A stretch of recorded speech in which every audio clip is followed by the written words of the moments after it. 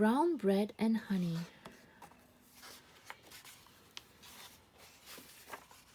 The king was the most important person in the land. He lived in a big castle on top of a high hill. With his friend the stable boy, he loved to jump. He loved to run and he loved to ride his horse. But what he loved most of all was food. All day, every day in the castle kitchen, the king's cooks cooked, stirring and whirring, mixing and fixing, basting and tasting, sniffing and whiffing, sipping and dipping, making and baking, chopping and lopping, stewing and brewing, until at last they had made the king's dinner. There were milkshakes and muffins, puddings and pumpkins, chicken and chocolate, pavlova and pikelets, curry and cordial, lamingtons and licorice, custard and cake, and more and more and more, and the king managed to eat it all.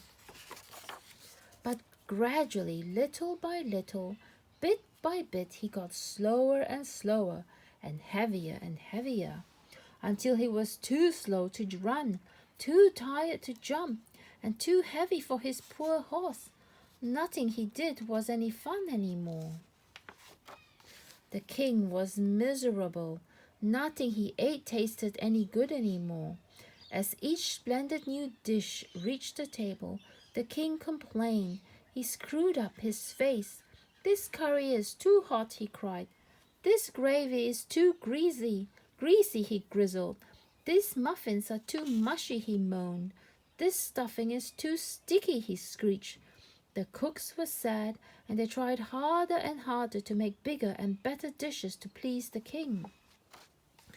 Then one evening, after a big dinner, oh, gloop gloop, of pork pie, peas pudding, and pavlova, the king was sick. Oops, very sick. He groaned and he moaned. Oh. Now he was so miserable and so tired that he didn't want to see another pie, pudding, or pavlova ever again. He blamed the food. He blamed the cooks. "It's all your fault," he shouted. "You're sacked." So the sacked cooks packed their bags and went away. Now there were no cooks left in the castle.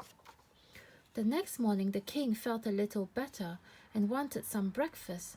He asked the maid who cleaned the kitchen, "Can you cook?"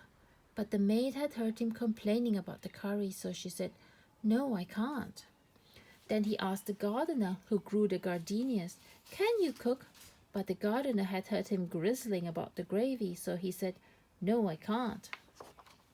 Then he asked the minister in charge of the money, "Can you cook?"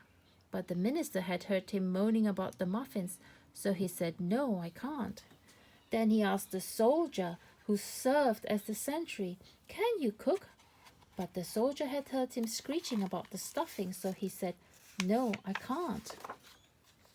When there was no one left to ask, the king sat down just where he was and cried. He was still sitting there the next day when the stable boy found him. "Would you like some brown bread and honey, your majesty?" asked the stable boy, holding out the lunch his mother had made him. Now the king had never tasted brown bread in his life. He stopped crying. He looked at it carefully. He smelt it, but he didn't complain. "Thank you," he said in a tiny voice. He took a bite. "This is yummy," he exclaimed in amazement, and greedily gobbled up all of the lunch and was looking around for more. "There isn't any more," said the stable boy.